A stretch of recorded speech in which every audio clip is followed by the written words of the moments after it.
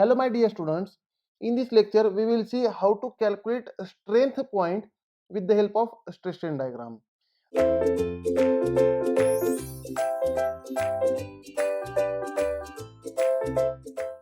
Now, while calculating strength, we have to calculate strength for ductile material as well as brittle material. We have to calculate for ductile as well as for brittle material, right? Now, hence we will see for both, we will see stress strain diagram for both ductile as well as brittle material and how to find strength point with the help of this stress strain diagram. Now, if I see ductile material first, if I see ductile material, let us say steel. Steel is a ductile material. If I consider steel is a ductile material. Now this steel is nothing but alloy of iron and carbon. It is a Fe plus C. Now in iron, if this carbon percentage of carbon is 0 to 0.25, if the percentage of carbon in iron is 0 to 0.25, then it is called low carbon steel. Then it is called low carbon steel, right? And in iron, if this percentage of carbon becomes 0.25 to 0.45, then it is called medium carbon steel. Then it is called medium carbon steel. And in iron, if this percentage of carbon becomes 0.45 to 2.11, it is called high carbon steel. It is called high carbon steel. Again, in iron, if this carbon percentage becomes more than 2.11, right, then if it is between 2.11 to 6.67, then it is not steel, it becomes cast iron. And this cast iron is a brittle material. Right? But steel is a ductile material. Hence, from this we can say that as percentage of carbon goes on increasing in the iron, as percentage of carbon goes on increasing, then strength of component goes on increasing, as well as hardness of component goes on increasing, as well as brittleness of component goes on increasing, but on the other hand, as percentage of carbon goes on increasing, ductility goes on decreasing, as well as toughness goes on decreasing. Toughness of component goes on decreasing. Right. This is the effect of carbon percentage on the material properties. That is, as carbon percentage goes on increasing, strength, hardness, and brittleness goes on increasing, and ductility, toughness goes on decreasing. Right. Now, let us say if you want to increase ductility and toughness, then you have to add manganese. Manganese. If manganese percentage goes on increasing, then ductility of material goes on increasing, so toughness also goes on increasing. But if manganese percentage goes on increasing, strength of component goes on decreasing. Strength decreases, as well as hardness decreases, goes on decreasing, as well as brittleness of component goes on decreasing. This is the effect of manganese percentage on the material properties. Right. Now, here our target is to draw stress strain diagram. Now this stress strain diagram is drawn with the help of universal testing machine. This stress strain diagram is drawn with the help of universal testing machine, UTM. My dear students, this UTM is strain controlled or also called strain oriented. Again, on this universal testing machine, you can take tensile test, you can take compression test, also, you can take shear test also, you can take bending test also, you can take torsion test also, as well as you can take hardness test. On this UTM, you can take tensile test, compressive test, shear test, bending test, torsion test, as well as hardness test. Right. Now, If you in university or in your college life you have performed experiment on this universal testing machine. See, in universal testing machine there are two jaws. There are two jaws. Let us say this is the upper jaw. Let us say this is a upper jaw, and there is one more jaw, lower jaw. This is a lower jaw. Lower jaw. Between these jaws the workpiece is fitted. Between these two jaws the workpiece is fitted, and the length between initial length between two jaws is called gauge length. I am representing as GL, gauge length, right? And again on universal testing machine there is a load dial. There is a load dial on which there is a marking of load, right? This is a load dial. This is called load dial, right? This load dial gives resistance offered by the component for the deformation. This load dial indicates the resisting forces offered by the component for the deformation, against the deformation. Whenever component is deforming, the component will offer resistance, and these resisting forces are given in load dial. Now let us say between these two jaws, upper jaw and lower jaw, there is no workpiece. Means whenever there is no workpiece, that means there is no material for resistance. There is no material to offer resistance, means there will be no resistance. Can I say resistance is equal to 0? There will be no resistance in the component. Hence this load dial will show 0 reading. Whenever the material is not loaded or there is no material between the jaws, then this load dial will be on 0 reading. And if material is placed between jaws, and as material is deforming, this load dial will represent or show you the resistance offered by the material for the deformation. Now this gauge length, if a naught, let us say a naught is initial cross section of material, initial cross section area of material, right? That is nominal cross section area. It is also called nominal cross section area. That is initial cross section area before loading. This is before loading. And this gauge length is nothing but, for while calculation, this gauge length is considered as 5.65 under root of a naught. This is how we have to consider gauge length, 5.65 under root of a naught. This is how we have to consider gauge length. Therefore from this gauge length formula, can we say, from this gauge length, what is nothing but gauge length is 5.65 under root of a naught. From this, can I say gauge length is independent of, see, this gauge length, can I say independent of, number one, gauge length is independent of number one, the length of bar. It is not depending on length of bar. Again, independent of material. Here there is no material property in the formula. Again, it is independent of shape of cross section. Whatever may be the shape of cross section, it may be a circular, it may be a square, it may be a rectangular, it may be a triangular, it may be a eye shape. Whatever may be the shape of cross section, it is independent of shape of cross section. It is again independent of rate of loading. That means loading may be a slow, loading may be a medium, and loading may be a fast loading also, but it is independent of rate of loading also. And this gauge length depends only on initial cross section area. That is a naught. Right. Now when your component is loaded, now here if I see here, if load is applied on the component, let us say this specimen is represented like this, the specimen is shown like this, this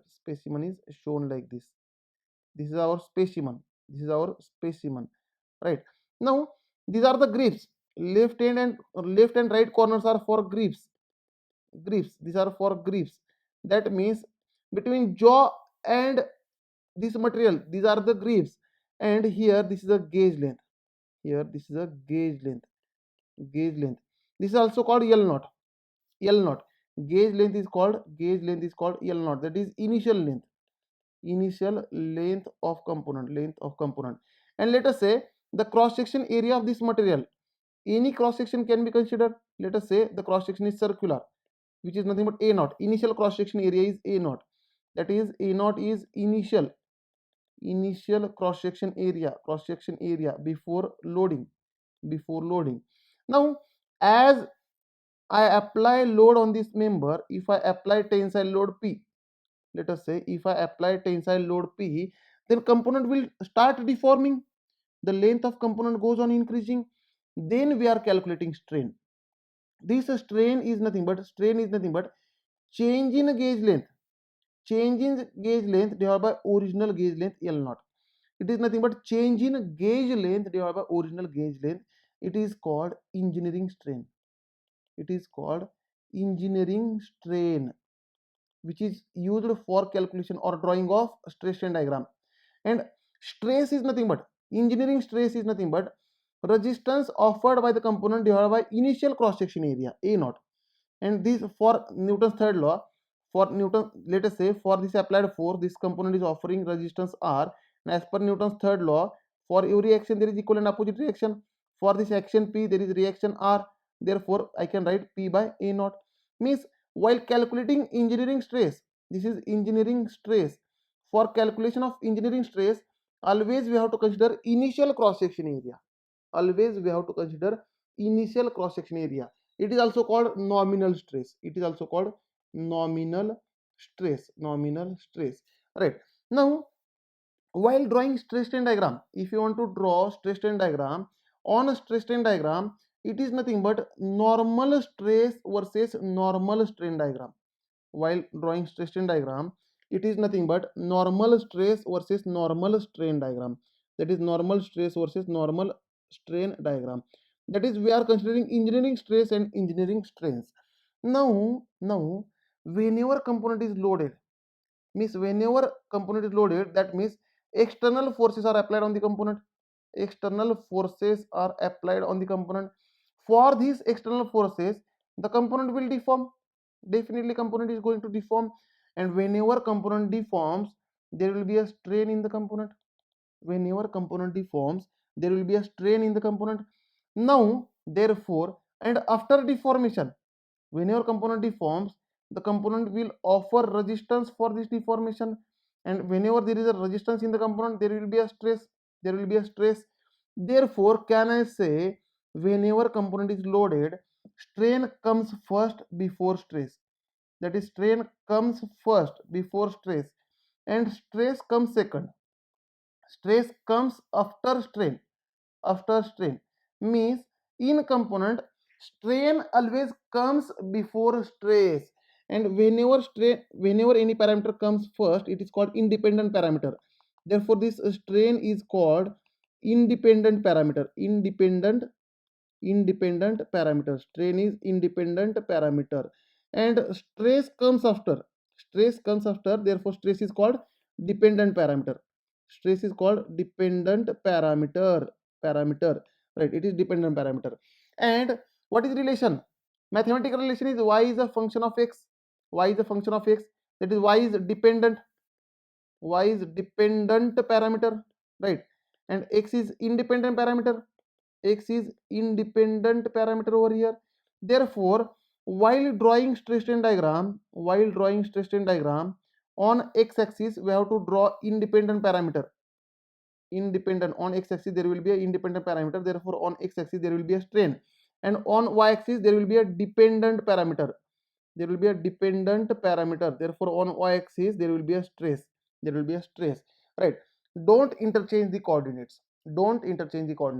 On y-axis there will be a stress, that is engineering normal stress, and on x-axis there is engineering normal strain. Now we will go for stress strain diagram. Now we will draw stress strain diagram. First of all, we will see for ductile material. While drawing stress strain diagram, we will go for ductile material. That is number 1, ductile material. Let us say in ductile material, if I draw for mild steel, let us say mild steel, right? Mild steel is nothing but, in mild steel, percentage of carbon is less than or equal to 0.15%.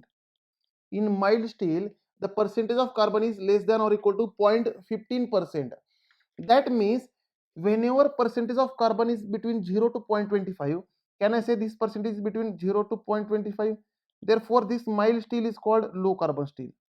Low carbon steel. Mild steel is an example of low carbon steel.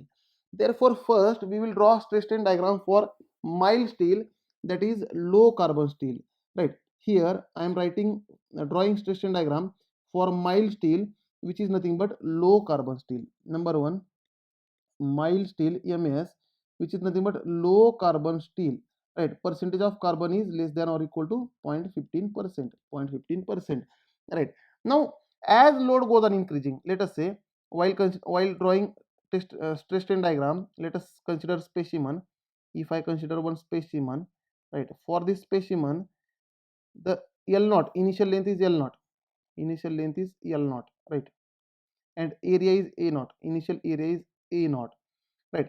Now on this specimen, if I go on increasing load, if I go on increasing applied load P, this P is slowly increasing, this P is slowly increasing, right? As P goes on increasing, the deformation goes on increasing, therefore as well as the resistance in the component goes on increasing.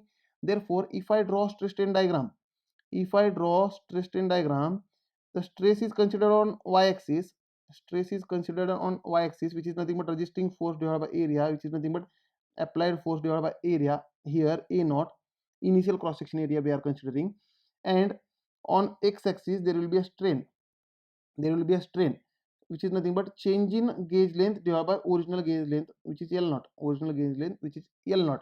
That is engineering stress versus engineering stress strain diagram. Now in strength of material you are ignoring self weight, in strength of material you are ignoring self weight of the material, therefore all the graphs will start from the origin O, all the graphs will start from the origin O. Now as load P goes on increasing, as this load P goes on increasing, then stress as well as strain in the component goes on increasing. Therefore initially the graph will go like this, initially the graph will go like this from O to A, from O to A, and you will find point A, you will find point A. This point A is called proportionality limit, this point A is called proportionality limit, proportionality limit, also called PL, it is also called PL, proportionality limit. That means from O to A it is a straight inclined line, it is a straight, O to A is a straight inclined line, straight inclined line. That means if I see for this straight inclined line, stress is directly proportional to strain power 1, stress is directly proportional to strain power 1. This is called linear variation, this is called linear variation, power 1 means linear variation, and this law is called Hooke's law. This is given by Hooke, therefore it is called Hooke's law. That is, stress is directly proportional to strain up to proportionality limit only. My dear students, stress is directly proportional to strain up to proportionality limit only, up to PL only. Very important, up to PL only. Right, this is called Hooke's law. Right, therefore, the zone OA, this zone OA is called linear elastic zone. Linear elastic zone, linear elastic zone, because it is a straight inclined line, straight inclined line. Now again as load goes on increasing, again as load goes on increasing, the graph becomes slightly curved from A to B, from A to B the graph slightly becomes curved, and we will get point B, we will get point B, and this point B is called, this point B is called elastic limit, this point B is called elastic limit, limit also represented as EL, elastic limit. That means whenever load is applied up to point B and if load is removed, then material will regain its original shape and size. Whenever component is loaded up to point B and when load is removed, the material will regain its original shape and size, right? Therefore B is called elastic limit. Now A to B is curved. A to B is curved. As it is curved in this zone, stress is not directly proportional to strain. This is not valid. Between A to B, stress is not directly proportional to strain. This is not valid. Therefore, between A and B, between A to B, AB, Hooke's law is not valid. Hooke's law not valid. Not valid. Why I am dictating this? Because many authors says that stress is directly proportional to strain up to proportional limit. This is called Hooke's law. And many authors says that stress is directly proportional to strain up to elastic limit, and this is called Hooke's law. But for our competitive exam, my dear students, you have to strictly say stress is directly proportional to strain up to proportionality limit only, not up to elastic limit. Your answer must be up to proportionality limit only, because simple mathematics, from A to B, all author says from A to B it is a curve, and if it is a curve, how will be it is a linear proportionality? If it is a curve, then there will be never linear proportionality, that is stress is directly proportional to strain power 1. This will never happen if there is a curve. It is only for straight line. It is only for straight line. Therefore, stress is directly proportional to strain up to proportionality limit only. This is called Hooke's law. This is called Hooke's law. Now, this A to B, therefore this A to B is called non-linear elastic zone. A to B is non-linear elastic zone. Elastic zone. Right. Initially, O to E is linear elastic zone. A to B is non-linear elastic zone. Therefore, OB is called elastic zone. O to B is elastic zone. Elastic zone means up to B at any point, if load is removed, the material will regain its original shape and size. Therefore, B is called elastic limit. Right. Now again, if load is applied, if load goes on increasing, again if load goes on increasing, then again the graph will go to the point C. The graph will go to the point C. Now the point C is nothing but upper yield point. If again load goes on increasing, let us say if I increase load, the graph will go to the point C, like this, point C, and this point C is called upper yield point. C is upper yield point. Upper yield point. Upper yield point means the point where yielding starts. The point where yielding starts, that means the point from which permanent deformation starts. That is from C, from C, permanent permanent deformation starts. Deformation, right? Deformation starts. Now, generally this B and C coincides. B and C coincides. Generally, B and C are at same location. There is very negligible gap between B and C. Therefore, this B to C is not any zone. Not any zone. This is not a zone because they generally coincide, right? And this C is called upper yield point, where yielding starts. Where yielding starts. Now, again, if load goes on increasing from point C, the graph will come down. From point C, the graph will come down, and the graph comes to the D point, and D is called lower yield point. Lower yield point. Yield point, right? And C to D is called yield zone. C to D is called yield zone. C to D is called yield zone, right?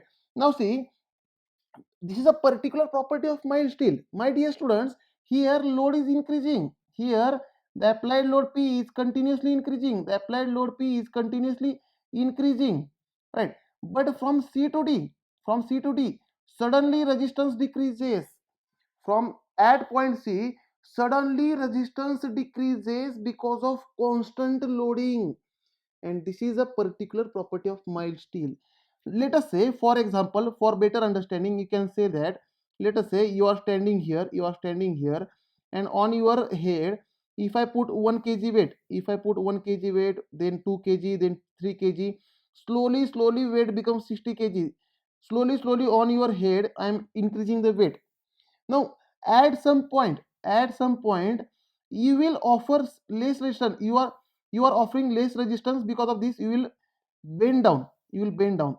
But at some position, you will stop, and again you will raise. Means again you will start offering more resistance. This is called particular property of mild steel. This is called particular property of mild steel. That is because of constant loading. Because of constant loading at upper yield point, suddenly resistance decreases. As resistance decreases, stress is nothing but resistance divided by A naught, also decreasing, and point goes to the D point, and D is nothing but lower yield point. Again, my dear students, the stress value, the stress value corresponding to lower yield point, the stress value corresponding to lower yield point, that is stress at point D, is also called yield strength, SYT. Stress corresponding to lower yield point is called yield strength, SYT, that is yield tensile strength. Right. Now again after E point, after D point, that is lower yield point, the curve is zigzag like this. The curve is zigzag like this, and will go to the point E. Will go to the point E. And this D to E is called plastic zone. Is called plastic zone. That means plastic zone is nothing but at constant resistance. See, stress is nothing but resistance divided by A naught. If resistance is constant, stress is constant. At constant resistance, the component undergoes strain. At constant resistance, the component undergoes strain. That is, strain is increasing. Strain is increasing. Right. This is called plastic zone. This is called plastic zone. Again, again from E, component starts offering resistance. Again from E, component starts offering resistance. Therefore, again graph will go up like this. Graph will go up like this, and component will go to the maximum peak value and then comes down. Graph comes down. The component will go to the maximum peak value. Let us say this is point EF. This is the EF point. EF is the ultimate point. EF is the ultimate point in the diagram. That is the peak point on y-axis, and the value of stress corresponding to point EF, the value of stress corresponding to point EF, that is stress at EF, is called ultimate strength. SUT is called ultimate strength. The stress value at ultimate point is called ultimate strength of component, that is SUT. Right. Now, and again the graph goes down, and the graph goes down to the point G. Graph goes down to the point G, and where component breaks into two pieces. At point G, component fails into two pieces.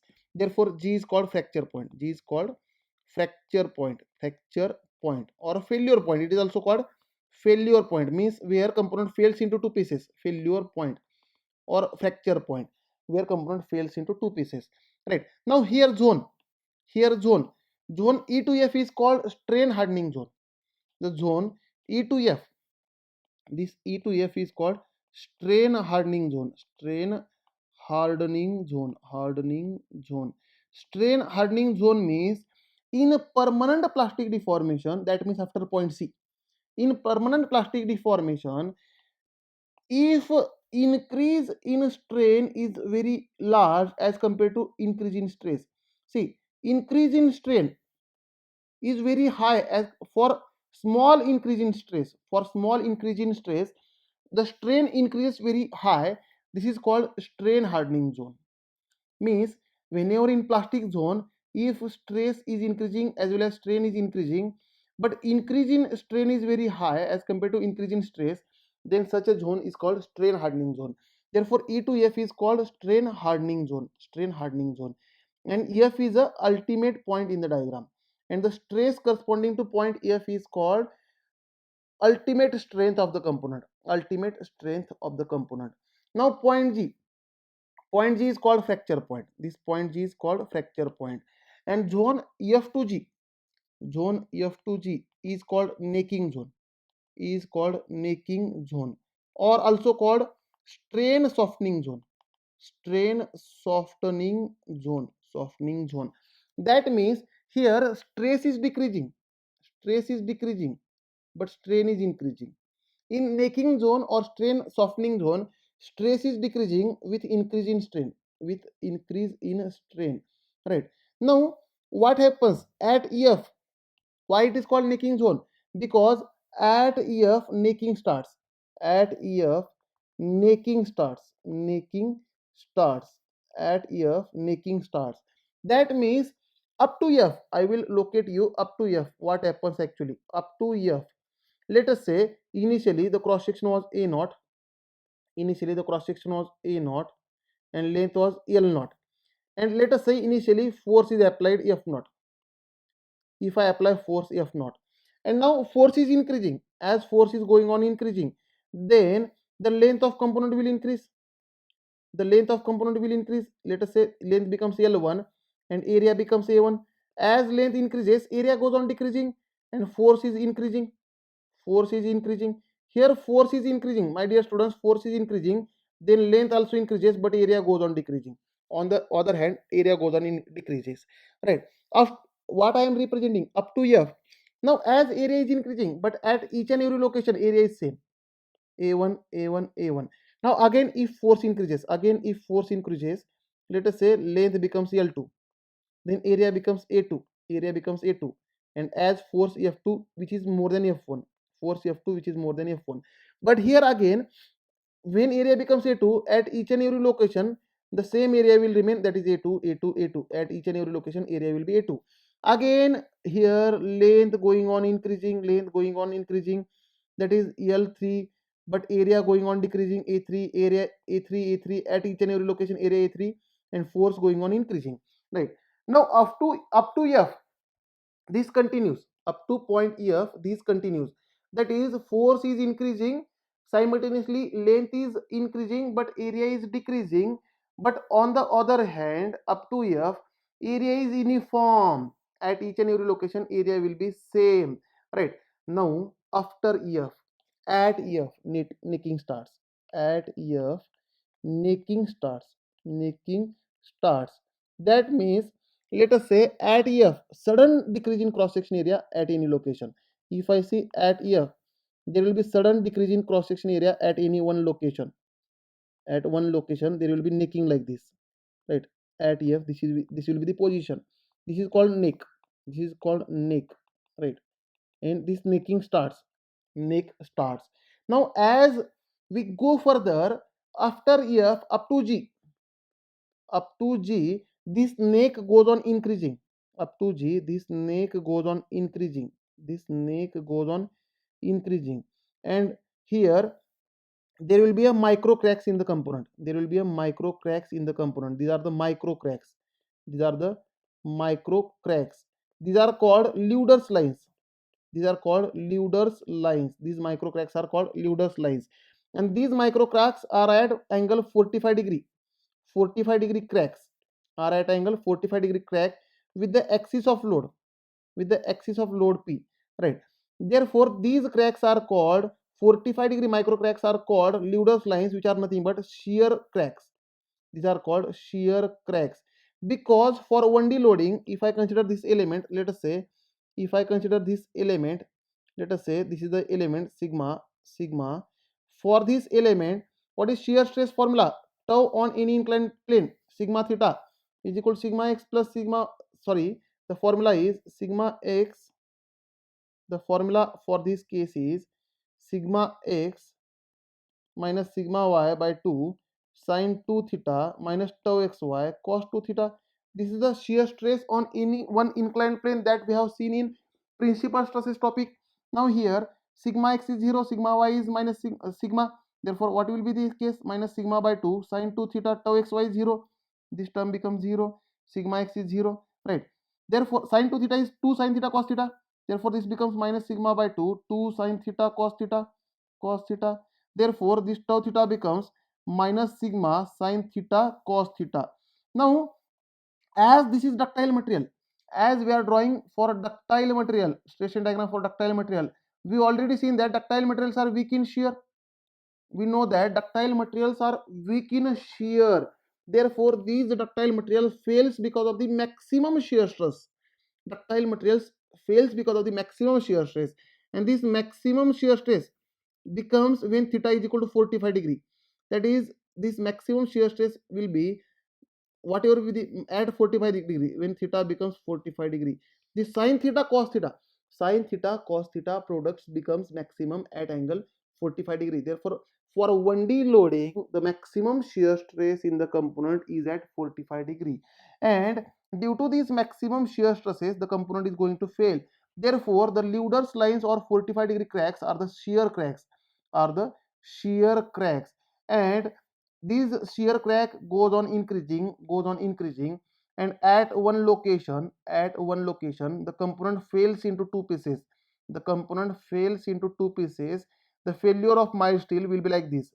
The failure of mild steel will be like this. Here the component fails into two pieces, like cup cone failure, right? Here load axis is this is a load axis, right? The failure of mild steel will be like this. The failure of mild steel will be like this. Now for the load axis, it is inclined at the crack is inclined at 45 degree, and this will look like a cone, and this will look like a cup, and the failure is called cup cone failure. Hence this cup cone failure is a 45 degree shear failure. Cup cone failure is a 45-degree shear failure because ductile materials are weak in shear, hence they fail because of the shear stresses. And this is the position at G. This is the position at G. At G, component fails into two pieces and the failure is cup cone failure. Right. Now, my dear students, here our target is to find strength of component. Here our target is to find strength of component. Now, how to find strength of component? Now now failure, already we have seen failure, that is permanent deformation is a type of failure, right or not? Permanent deformation for ductile material, permanent deformation is a failure, right? Therefore we have to check where the permanent deformation occurs. Now permanent deformation starts from the point C, and at D means, can I say C, D, E, F, G, all are under permanent deformation, means all are failure. Now means at all points the component is failed. Therefore out of all the points for which minimum value the component is failed, out of all these values, for which minimum value component is failed, can I say the stress at point D? Can I say the component is failed at stress at point D, which is the minimum in failure? Therefore, the stress at point D is considered as yield strength SYT. The stress at lower yield point is considered as yield strength SYT, as well as this lower yield point is most stable point. Lower yield point is most stable point in the diagram. Hence, yield strength is considered corresponding to lower yield point. Very important.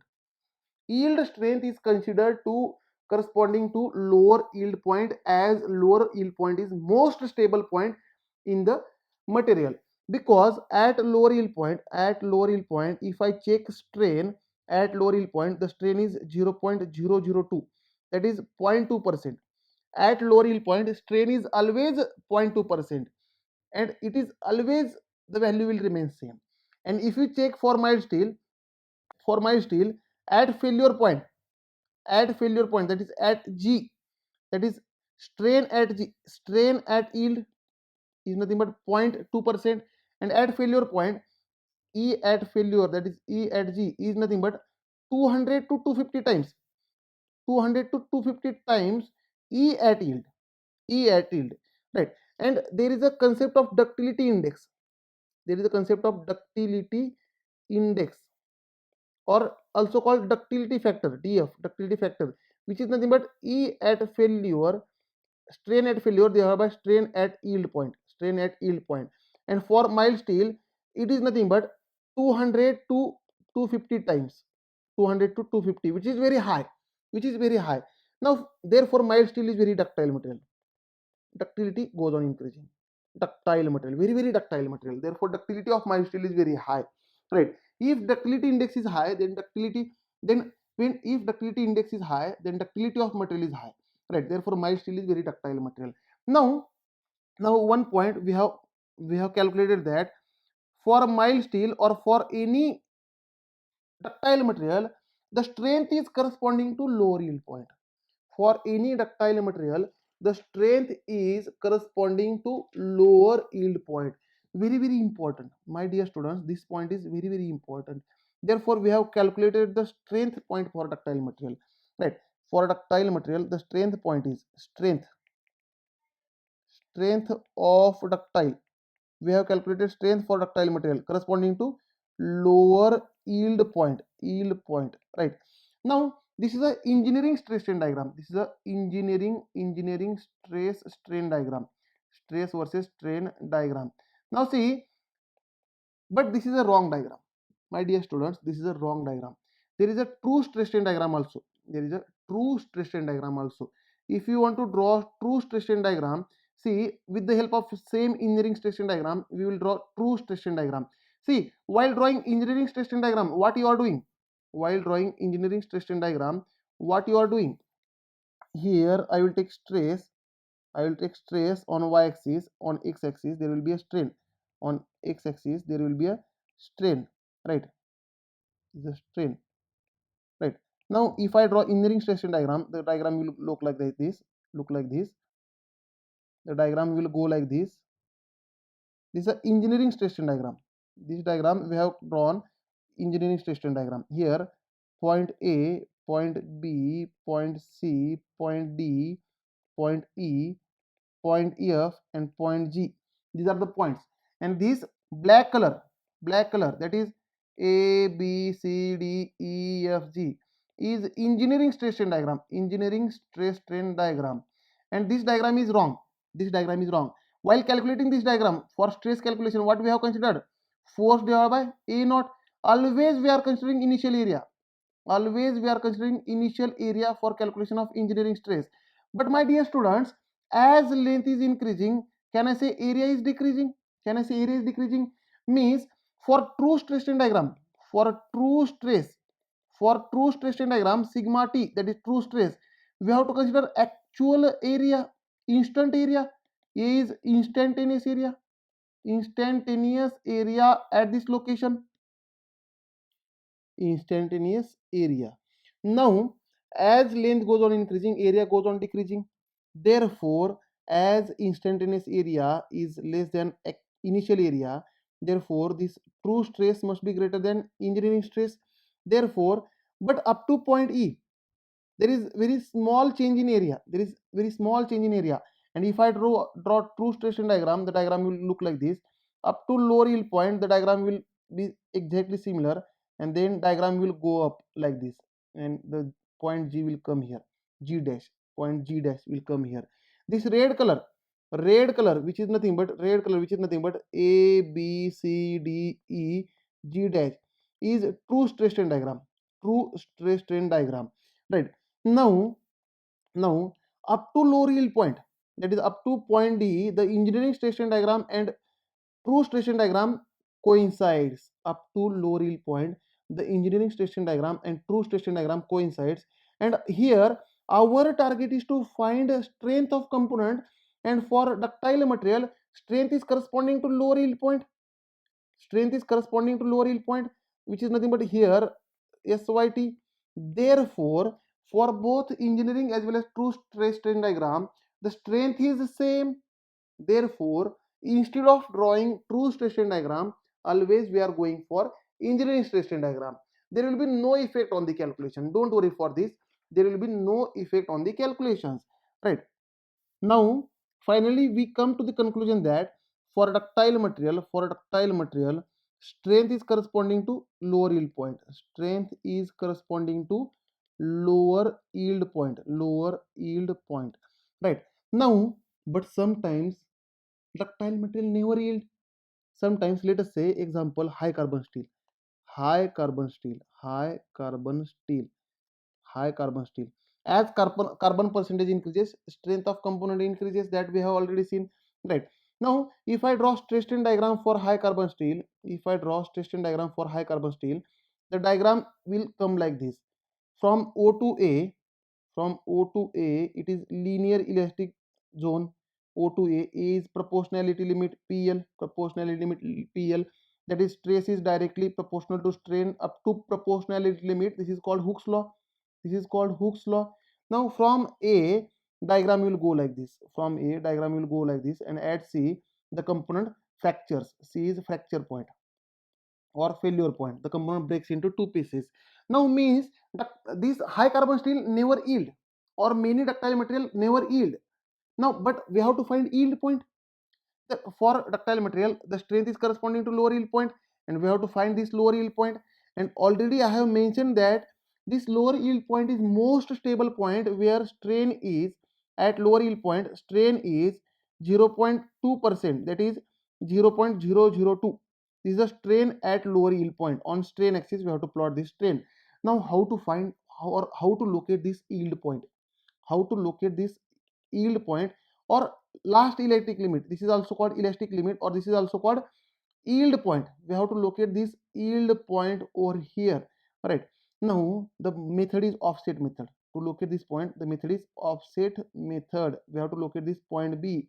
Now from point 2 strain, we have to draw one parallel line parallel to linear elastic zone, that is OA. Parallel line to the OA. Draw one parallel line to the OA from this strain point, and this line cuts the stress strain diagram at point B, and this B is called yield point, where yielding starts, or yield point, similar to yield point, and the stress value at this B point is called SYT, yield strength. At B point the stress value is called SYT, that is yield strength. And here graphs, if I see, OA is called linear elastic zone, OA is linear elastic zone, elastic zone. A to B is non-linear elastic zone, non-linear elastic zone. This B is the B is nothing but elastic point as well as lower yield point as well as upper yield point.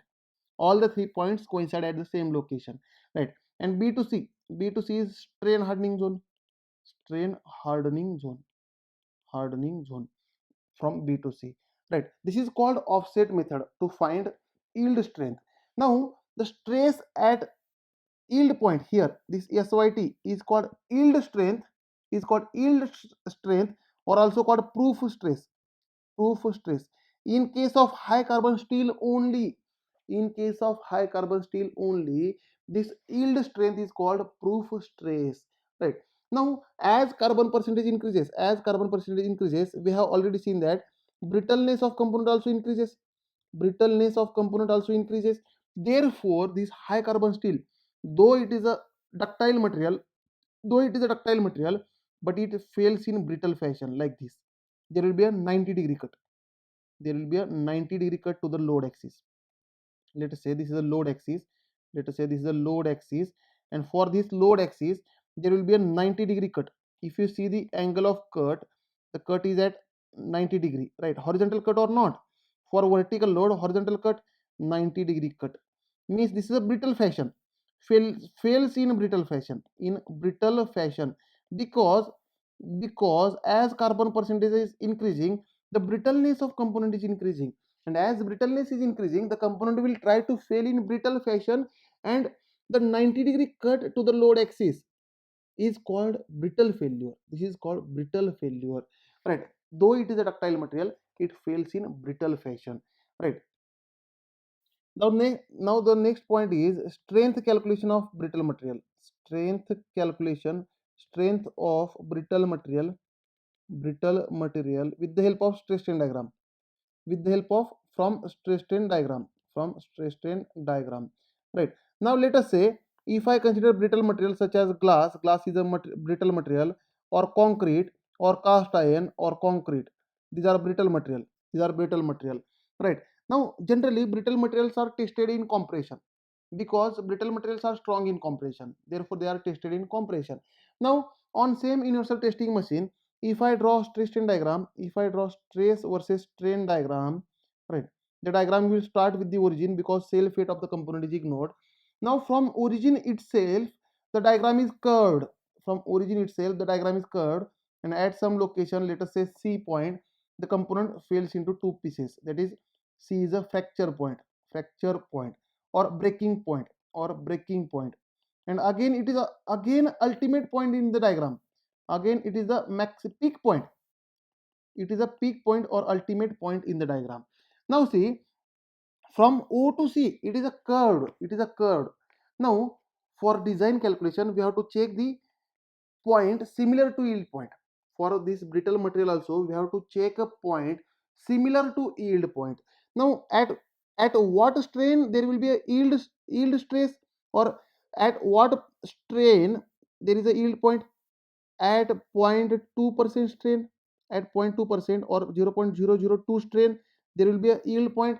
Now the method was offset method, and in offset method what we are doing, for PL proportionality limit, for linear proportionality limit, we are drawing parallel line. But here from only the graph is curved. Therefore, can I say the proportionality limit is at O itself. At O itself, there is a proportionality limit. Therefore, while using offset method, we have to draw parallel line to the y-axis. We have to draw parallel line to the y-axis.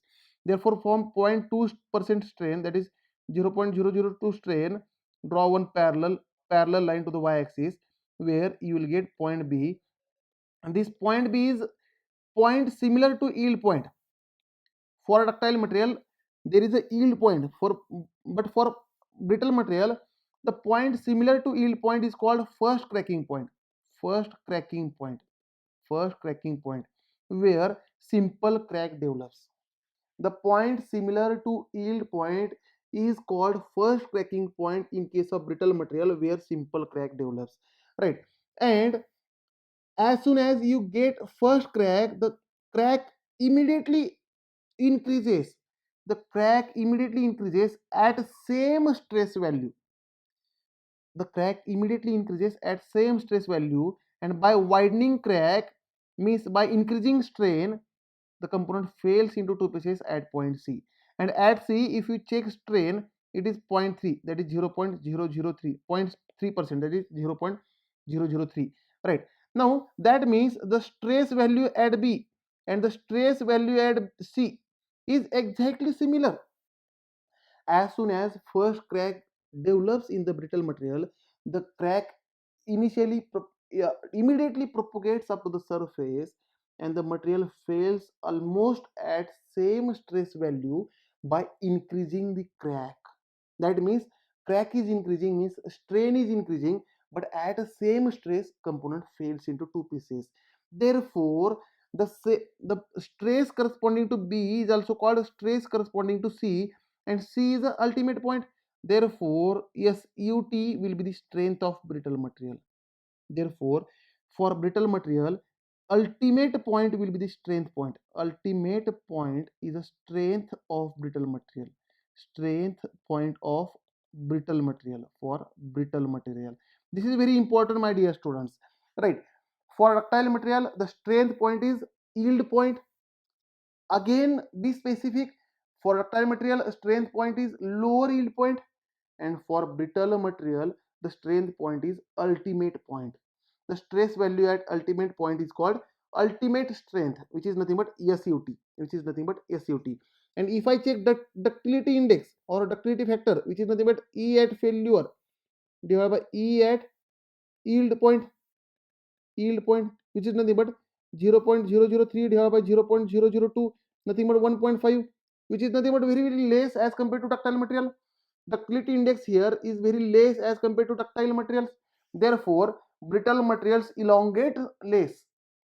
Brittle material elongates very less before failure, and ductile material elongates more. Right. Before fracture, ductile material elongates very more. Therefore, they are more ductile, and brittle material elongate very less before fracture. Therefore, they are more rigid. They are more rigid or more brittle. So, my dear students, understand the difference between ductile and brittle material. If you want to see difference between ductile materials and brittle materials, here ductile versus brittle, we will see ductile versus brittle. Now, number one point, this difference is very, very important. Now, first point is ductile materials are very, very strong in tension. Ductile materials are very, very strong in tension. Right. The strength of ductile material is in tensile loading is more. Second point, first point, brittle materials are very, very strong in compression. Strong in compression. That means the strength of brittle material under compression is more as compared to other type of loading. Second point, ductile materials are weak in shear. Ductile materials are weak in shear. Weak in shear means the failure of ductile material will be because of the weakness of material. Failure is always for the weakness.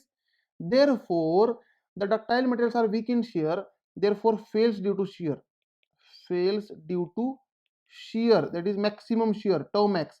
Fails due to maximum shear stresses, tau max. Right. And Brittle materials are weak in tension, therefore fails due to tension, fails due to tensile loads, tension, that is sigma 1, major principal stress, right? Fails due to major principal stress sigma 1, and ductile material fails due to maximum shear stress tau max, right? Now if you can do simple experiment to understand this. Take one chalk piece, chalk piece is a brittle material. Apply compressive load on the chalk piece. Now apply compressive load on the chalk piece, easily you cannot break chalk piece. Again on the same chalk piece apply now tensile load. With very small value of tensile load, the chalk piece will convert into two pieces. That means in tension the same chalk piece is behaving weak, and in compression the same chalk piece is acting as a strong member. The same is written here. Brittle materials are strong in compression and weak in tension. Therefore, whenever there is a failure, failure is because of the weakness of material. Right. Now, third point is strength. For ductile material, strength is corresponding to lower yield point. Lower yield point is a strength point for ductile material, and for brittle material, the strength is corresponding to ultimate point. The strength is corresponding to ultimate point for the brittle material, right? Next point is regarding ductility. Now the percentage elongation before failure, that is before converting into two pieces, percentage elongation before fracture, we can say, that is converting into two pieces, is more. Therefore ductility and toughness is more. Ductility and toughness is more. Toughness both are more for ductile material, right? Now for brittle material, percentage elongation before fracture, can I say is very less. Before fracture is less. Therefore ductility and toughness for brittle material is less. Ductility and toughness for brittle material is less. Again for ductile material the failure is gradual failure. For ductile material the failure is gradual failure, that is slowly ductile material elongate and at one position converted to two pieces. But for brittle material the failure is sudden death, heart attack failure, sudden failure. That means with negligible deformation they break into two pieces, right? Now if you perform experiment, if you conduct tensile test, you will get SYT, strength for ductile material. And if you perform compression test, you will get SYC. And for ductile material, SYT is equal to SYC. That is strength in tension. It is a strength in tension, and SYC is yield strength in compression. Yield strength in compression and yield strength in tension are same for ductile material. But my dear students, for brittle material ultimate strength we have to consider. For brittle material ultimate strength in tension is not equal to ultimate strength in compression. They are not same, and ultimate strength in compression is more than ultimate strength in tension. That is, ultimate strength under compression is always more than ultimate strength under tension. This is the difference for ductile and brittle material. Always remember this difference, because for proper understanding of theories of failure we need this difference. That is, while designing ductile material we are calculating maximum shear stresses, while designing brittle material we are calculating maximum principal stresses, right? And for ductile material we are using SYT or SYC, both are same. For design of brittle material, for tension we are using SUT, for compression we are using SUC, but SUC and SUT are having different values. This is very important. Now while designing, always we are considering some factor of safety. While designing, always we are considering some factor of safety, right? That is, theories of failure establish relationship between strength of component and loading by considering suitable factor of safety. These theories of failure establish a relationship between strength of component and loading on the component by considering some factor of safety. And this factor of safety is nothing but factor of safety. Factor of safety is called FS. This is nothing but For ductile material, number one, for ductile material, if I consider ductile material, see, factor of safety is nothing but maximum load carrying capacity. Maximum load carrying capacity, that is nothing but strength of component. Factor of safety is nothing but strength divided by working condition, divided by working load, right?